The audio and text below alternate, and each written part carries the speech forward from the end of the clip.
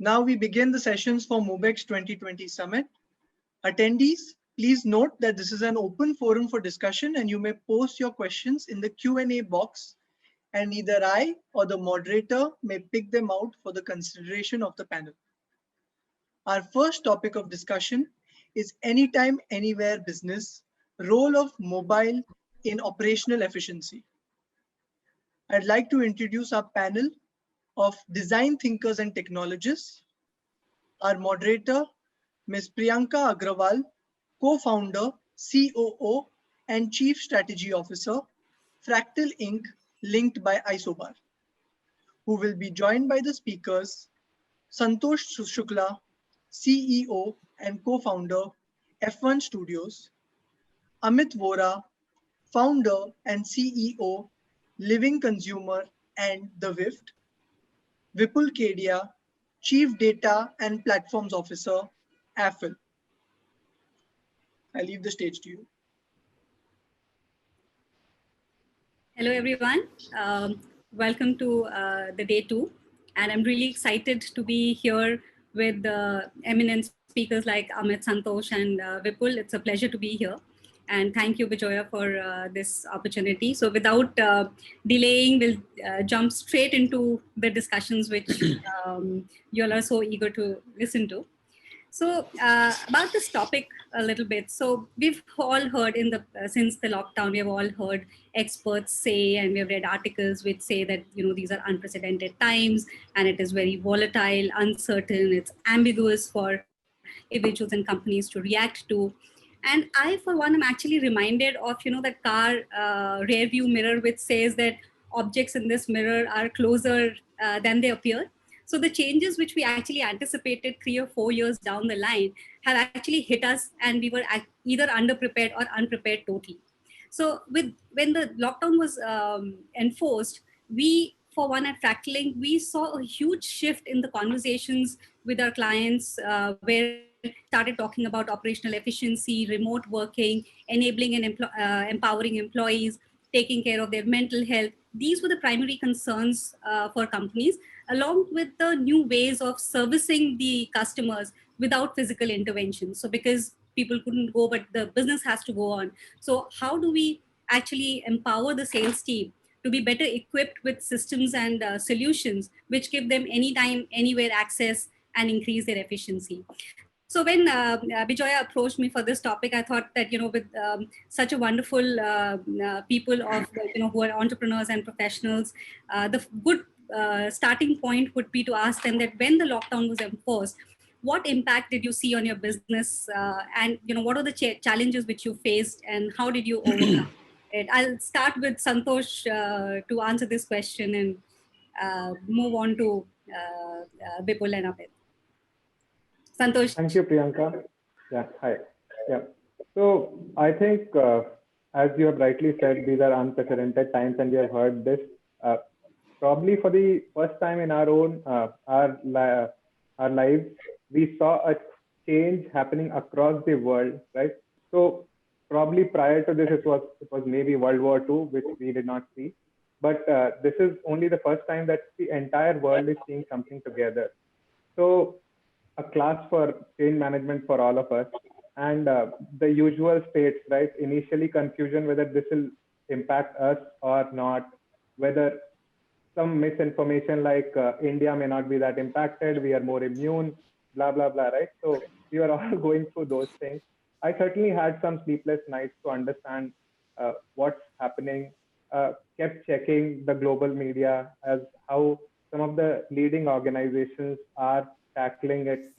And much before the actual lockdown was announced, we had started taking measures. So from the time we saw that it is coming in India, all the team members who were commuting via public transport, we stopped them from coming to office.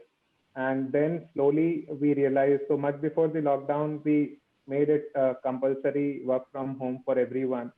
I believe we have been better prepared because of the industries that we are in, unlike some of the traditional manufacturing, etc. industries, which cannot work or retail without being physically present. So it has been less impactful for us.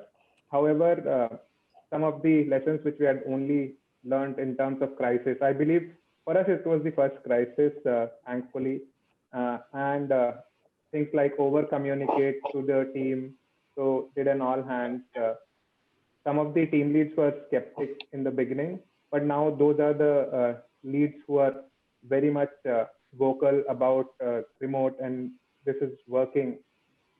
So how we coped up, I think from the time initially, I believe the sleepless nights that we had prepared us, and we came out of it much faster. And in fact, we started playing on the front foot. We were in conversations of acquiring another firm. We completed that acquisition. So that happened during this lockdown itself. Getting the culture assimilated, yes, all of that. And then the other thing is, in October, when I read from your story that around 20 million Indians had lost their salaries, jobs, right? So that's when I realized there's something that we can do about it. Thankfully, we had some cash in the bank. And then we brought our hiring for next year, 2021, and deployed it in October itself. We started this initiative, let's hire if we can. Because I think together, if we all start being a little optimistic, that's the only way we can get out of it. So that's how we came through it. So thank you for that question. That's fantastic, Santosh. Vipul, what about you? I mean, from your organization, from Affle's standpoint, what were the challenges, and how did y'all cope up with the whole thing? Sure. So I think the preparation for this started at our end in February itself. And the HR teams and the admin team started preparing for how it would be in case we have to go fully virtual in working. So fairly early on, I think almost a month before the actual lockdown happened, we did a couple of mock drills where team by team initially, we asked people to work from home, tried to, sort of bring a structure to their workday. So every team was sort of given a plan that this is how you can structure your day, have these catch-ups, put in place your daily plans. So we guided people well in advance in terms of how working from home could be like, how an entire, virtual experience would be like, and how can we manage the productivity in that kind of a scenario. And then, we obviously had, a couple of mock work from homes for the entire office.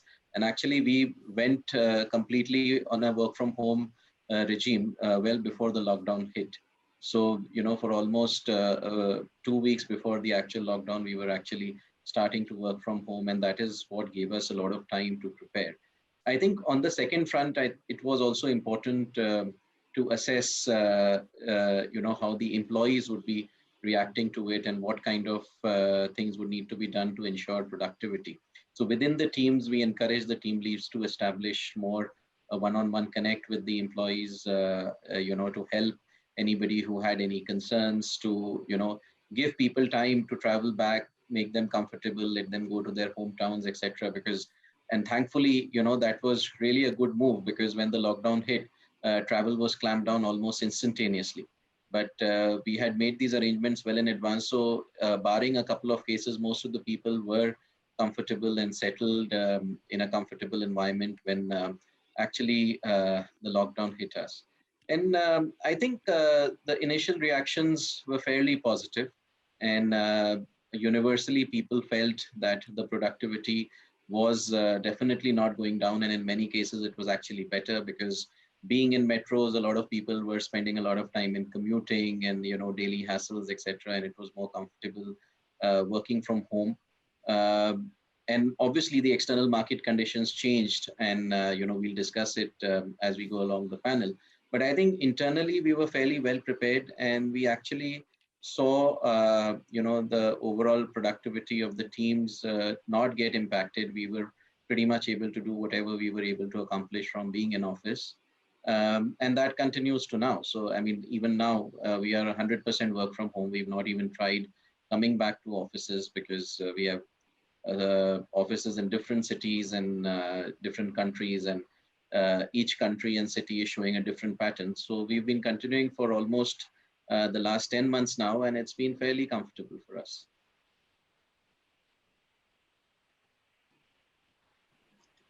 So Priyanka ma'am has disconnected, but if somebody else has a perspective to share on this, maybe they can share it while she returns. Yeah, I guess Amit should be sharing. Yeah, I think it will be me. You guys, am I audible? Yeah. Okay, perfect. Yes. Thanks, guys.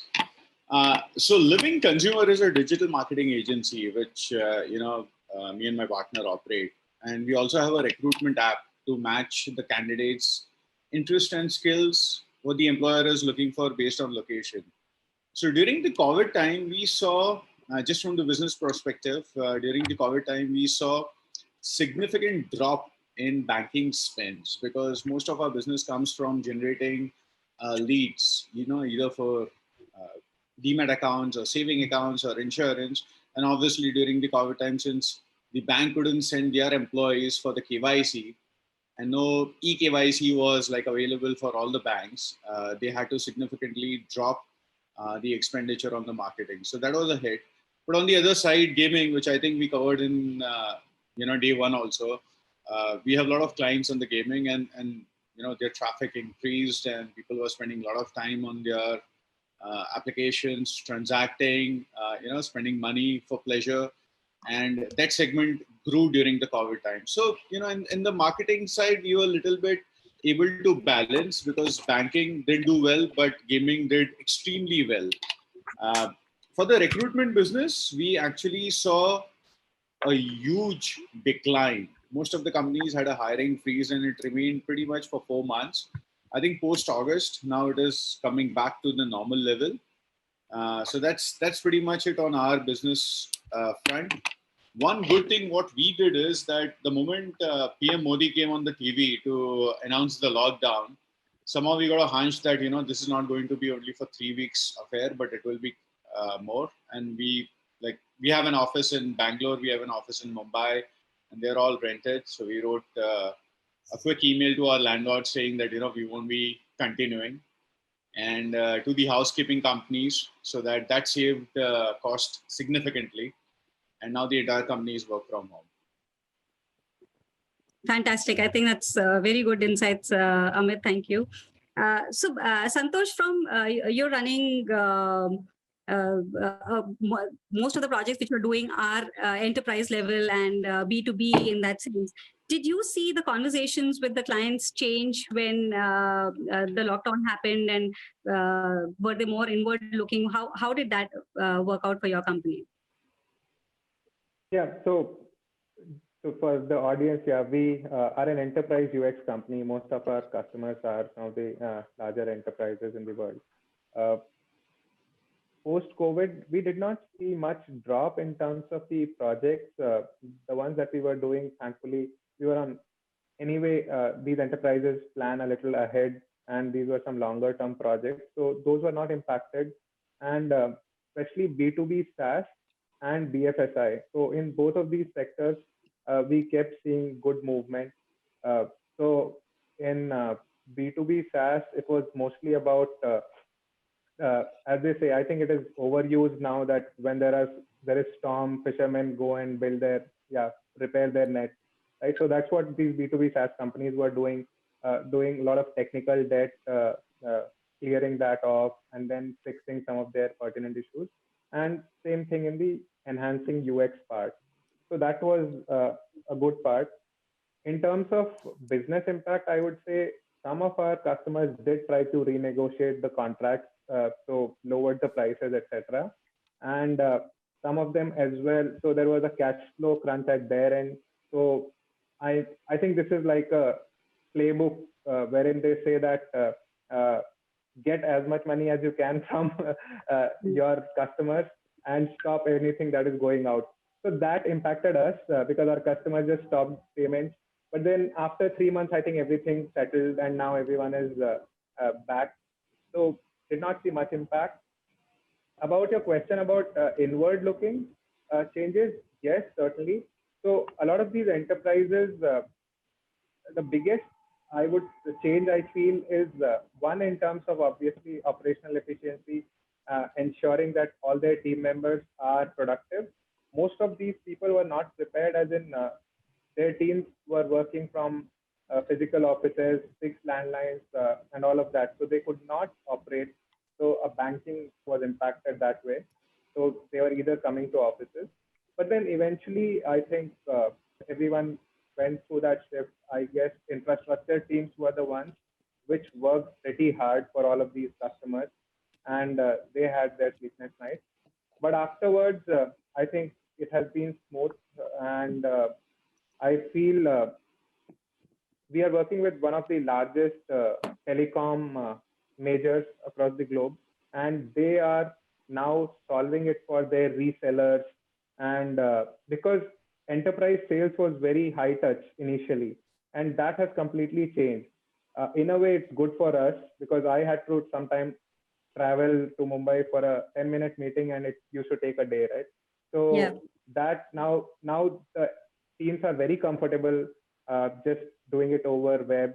So I feel it is a great equalizer for everyone, and I think it's here to stay.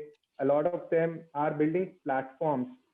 So whoever has come out of pandemic well are now realizing that they can monetize these platforms which they built for themselves and now externalizing it. So that is a trend that we are seeing in AI world, as well as also for no code type of platforms. So a lot of that we are seeing. Platform companies are evolving.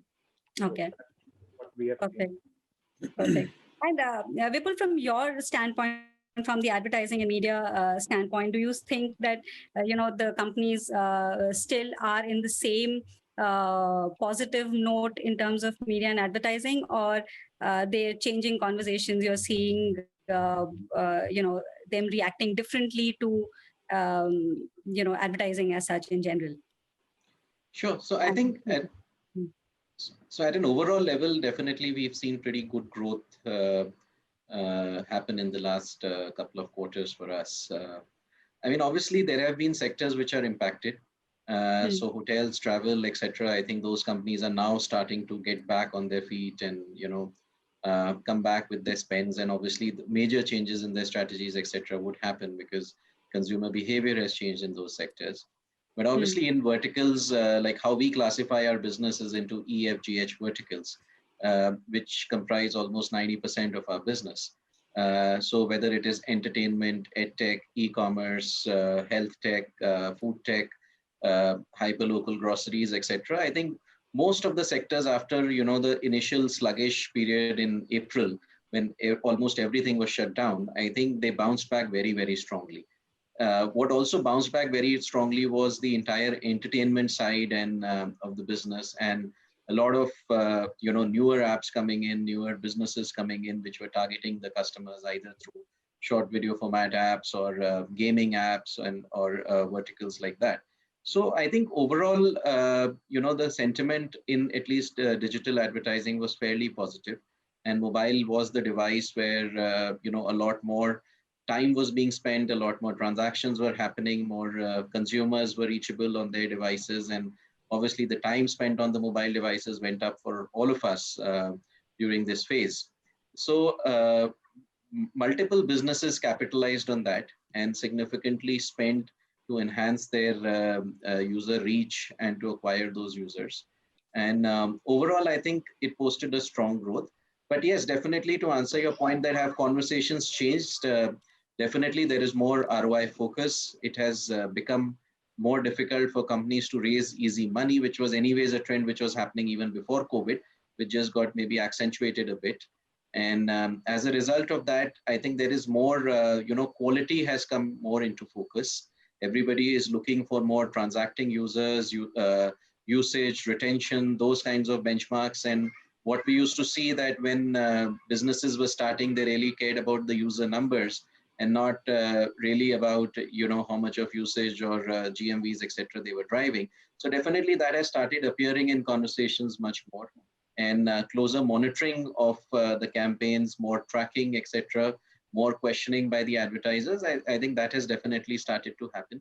But I think it is a positive trend overall. And I see it as, a long term, in the long term, it would definitely help speed up many of the things, like what you said, that almost what we were expecting to happen in the next 2 or 3 years. I think we can see an acceleration on a lot of those parameters. And what about the advertising budget? I'm going to ask a very direct question here. That what about the budgets for advertising in media? Have they, siphoned off into different activities, which is more inward-looking, more employee-focused, or they're still spending? Companies are still going out and spending that much on, the advertising and.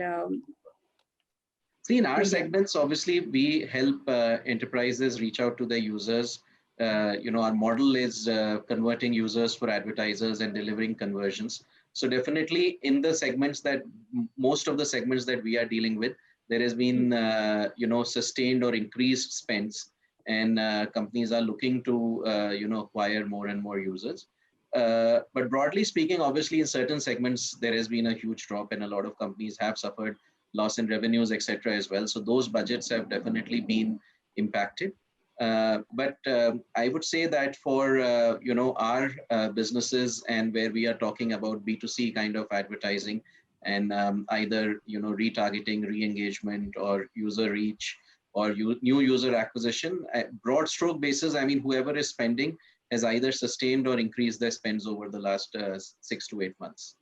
Okay, that's actually encouraging for the business. Yeah. So just continuing on. So I can jump over here, Priyanka, to add a exactly. little bit about it. Yeah, sure. Yeah. So what I see is that more and more companies are going into performance marketing rather than brand marketing. Because they really want to measure that if I'm spending $1,000 on any given week or day, how much value I'm getting, and what is my ROI, and when is my break-even period, and when will I go into profitable zone. So they are going literally into very strict KPIs. They measure all the analytics, and they ensure that companies like us, they follow this in a stringent way. 2 years back, there used to be a lot of spends just on branding, and people used to say that, okay, you know what, I just want these many eyeballs to be coming on our website, and that's pretty much it. I think those days are gone. So easy money is literally off the table, which is actually good, So, digital marketing has now become like science. It is no more complete into creative. So it's a mix of, creative and science. And that's what I feel positive about India. So what so your company Living Consumers actually collects a lot of data, and not collects a lot of data, but has a lot of insights into how consumers are behaving, what are they consuming in terms of content and this thing. Any insights you can give our audiences in terms of the shift which might have happened because of this pandemic? Oh, definitely. Sure. Go ahead, Amit. Was it for me or Vipul? Yeah, you start and then Vipul can. Okay, all right. So guys, we in Living Consumer, we do have our own product called Zena, which actually tracks a lot of personas. We don't track the user details, their usernames or email address or phone numbers, but we know their personas. What they are looking for, what they are liking, and all that kind of stuff, right? So we saw remarkable data consumption during the COVID times. Especially people were hooked on to news channels, social media, OTT platforms. And the upcoming sector which we saw was gaming. And the gaming operators are adding significant amount of MAUs every month. Although, the cost of click or the cost of impression has reduced significantly due to the increased traffic. But what we have seen recently is the cost per transaction has increased a lot. And this is basically due to the heavy loads on the servers and the network congestion. So what I feel is that, more and more company nowadays will be going to spend a lot of money into IT and infra because, they never thought about such a surge of web traffic coming in for the transactions. The moment you log in, you need your application on the website to basically cater your needs, which were not happening during the COVID time. So even though, the traffic was coming and it was coming at a very economical rate, but the transaction was not happening the way it used to happen before. And it's just because of the surge of traffic. Mobile data, coming back, Priyanka, to answer your question, mobile data is now not only restricted to social media and games, but also getting deeper into productivity, like managing calendar, video conferencing, I do Zoom calls on my mobile phones nowadays. I don't necessarily just use my PC or laptop. Listening podcasts, location tracker, deliveries, it has literally become the most essential part of our lives. And I can foresee near future that average Indian will be consuming at least 50 GB data a month. So that's what I feel. I'm sorry, Vipul, you were saying, yeah. No, I think a lot of points have been covered by Amit, but definitely gaming came up pretty strong. And obviously, on entertainment categories, also the traffic increased multifold. And we saw that both in terms of, the inbound bid requests and the traffic that we saw, which was coming in, and also the demand going up because a lot more people were trying to reach out to those users. More than anything, I think the influence would continue because, like I said, that the next generation of mobile users, I think, are going to be more attuned to doing more and more things on the mobile. And this 1 year has gotten everybody used to, online classes, learning, doing their businesses online. So I think for the longer run, this would have a much deeper impact on the changed consumer behaviors and, more and more things being closed on the mobile devices itself. And I think that would definitely augur well for the industry as we go ahead. Okay. Perfect. I think I have one last question for all our panelists, which is that, the trends which have changed and how people work today and how are they interacting within themselves and with the end customers has changed. What I want to know from all of you is that, what are these trends in terms of how people are operating today are here to stay, even when the lockdown lifts and even when we go back to normal. What are the trends you foresee that will continue and we will take these learnings from 2020 and continue it for the rest of our lives? Any insights on that? Shall I go first? Yeah, please, Santosh. Okay. I believe the biggest shift trend is in the mindset shift, right? A lot of traditional businesses initially felt that seeing a person working needs to be there. And I think this shift has been there, like theory X, theory Y, right? Wherein you empower, that your employees would do a good job, even if you're not looking at them, right? So I think that mindset has changed because now for some of the people, they never saw it firsthand. And this has forced everyone to see it in action. And now that mental shift has happened. Now people know that work can happen. And thankfully, the collaboration tools which have come, especially in our industry.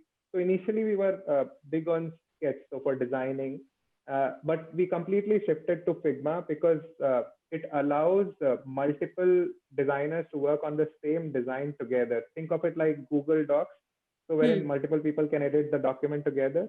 So that has helped us a lot. I do not know how it would have been without that. Probably we would have had a Zoom open and then put it on a drive, etc. But then, so some of these collaboration tool, future of work technologies are here to stay. So we've seen how Microsoft Teams share has risen so much, Slack, and for us, Basecamp, wherein everyone updates what they have done towards the end of the day. I think that just one nudge which goes to everyone, wherein they mention, that's enough for us to know what's happening, right? We don't need to have everyone together in one room or in one Zoom call. So that has completely changed. As our fellow panelists have mentioned that people are becoming more outcome driven. So I feel that the trend would shift from this per hour billing, right? Wherein people are charged by the hour. That is going to change. And I believe that should change, right? So when the companies deserve to know from their agencies what is it that they would get. And agencies should be ready to put their entire cost on outcome, right? So we are willing to do that. I would want more of customers to get to that mindset. I feel that is a big one.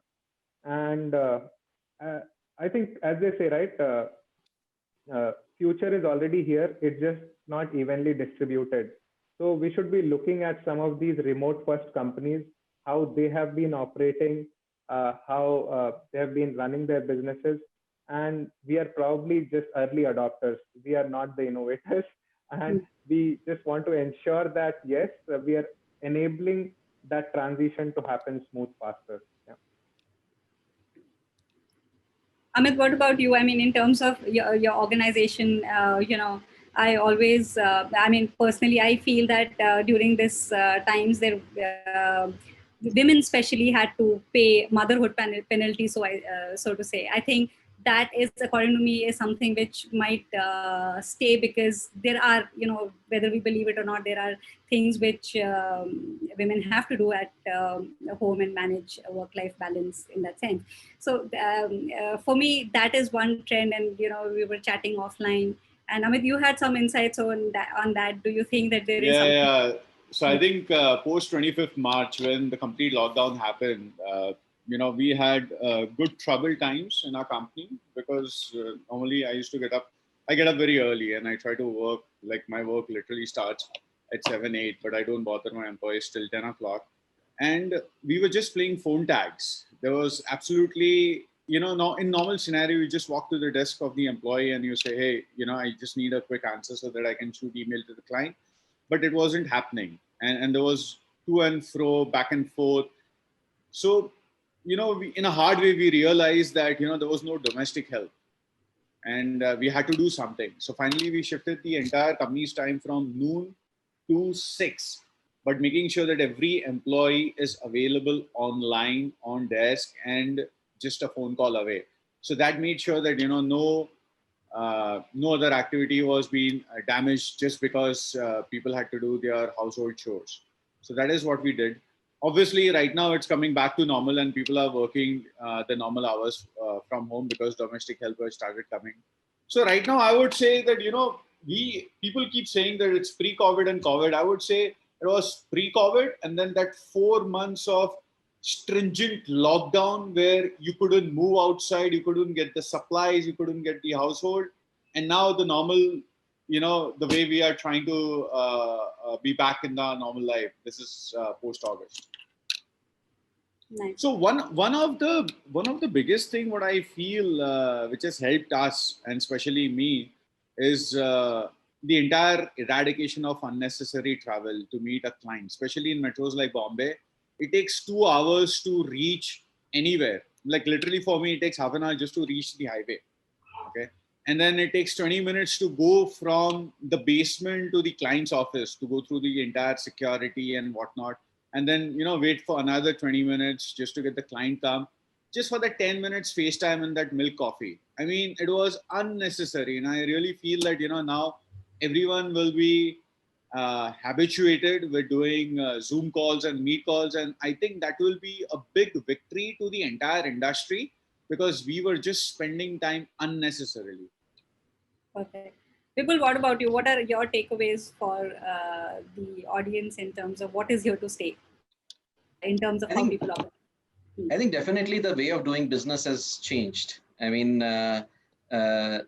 like when you're meeting face to face, there is a lot of, small talk and this and that, which you talk about, but now it is more focused. And what I found is that people are definitely more to the point and more professional and more mindful of the fact how much of time they are spending on calls. So personally, I found conversations to be much more succinct and direct, and being able to accomplish more when you are conducting your business virtually.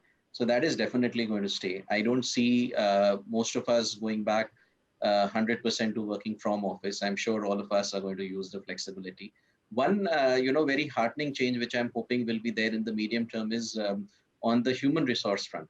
Because so far, a lot of people, and you brought in the point of women, a lot of, women had to, compromise on their career aspirations because they had to balance work, and not, too many organizations were amenable to working from home and allowing the flexibility. I think this has taught us that, if there is a will, then things do happen.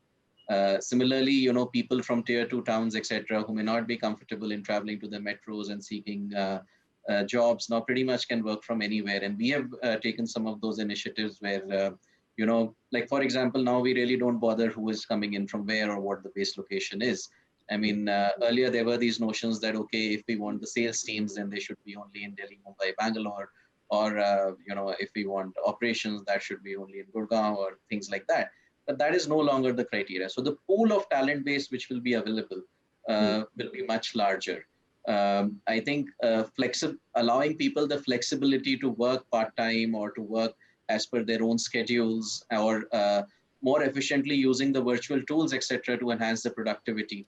I think all of that would definitely enhance to a great extent how the work culture evolve and how enterprises and businesses take on to this new normal and hopefully become more capable and productive as we go forward.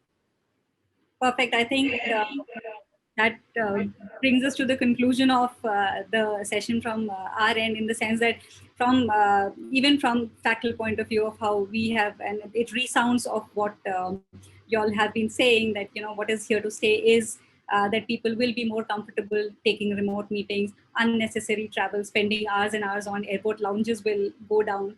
And hiring, as you said, Vipul, hiring from across, even we have started hiring people from tier 2, tier 3 cities, because there is talent available, but we were restricted in our mindset, saying that how will they work if it has to work in a team environment, and if they're not there for brainstorming sessions, how will that work? So, and also the things, the new tools and technologies which have come up to support, like you can do a 30-35 member brainstorming session online was unthinkable to start with. Now it is possible and it is working well, and people are giving more time to these tools. So it's a very, very positive and encouraging change for us as well. So with that, I will like to conclude the session. Any questions? I don't see in the Q&A any questions being raised, but anybody has to ask anything, Varun, if you can facilitate, that would really help. There was one question about mobile transactions happening anytime, anywhere, and does it have any implications for businesses that you can transact from your mobile? Santosh, would you want to take that one? It's in your domain completely. Yeah. Sure. So transactions, majorly, I'm assuming it's related to finance or any transaction? I think money transactions from anytime, anywhere. Money transactions. Yeah. So I think fintech has, so long before COVID, India saw the best of fintech platforms being developed. In fact, Google Pay, which is used worldwide now, was conceptualized here in India. So I think we know how to operate at scale, and we also know how to keep it cost effective. So yes, and Paytm, and glad we had demonetization before COVID happened, right? So which means that people were starting to use digital payments, which increased.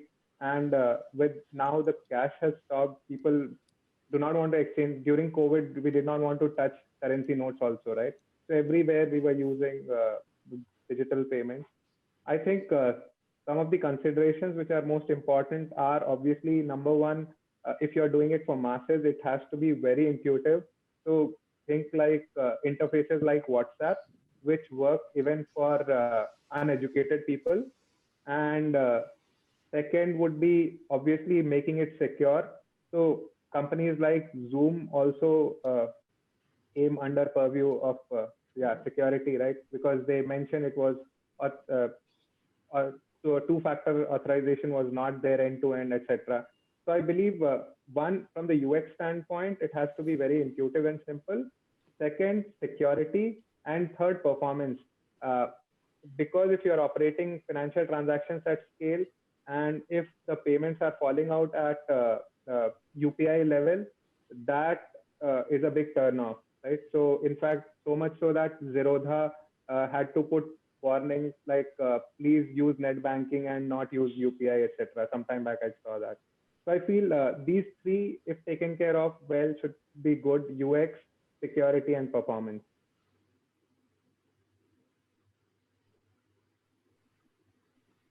Cool. Anyone wishes to add more to it? Yeah, those are my thoughts.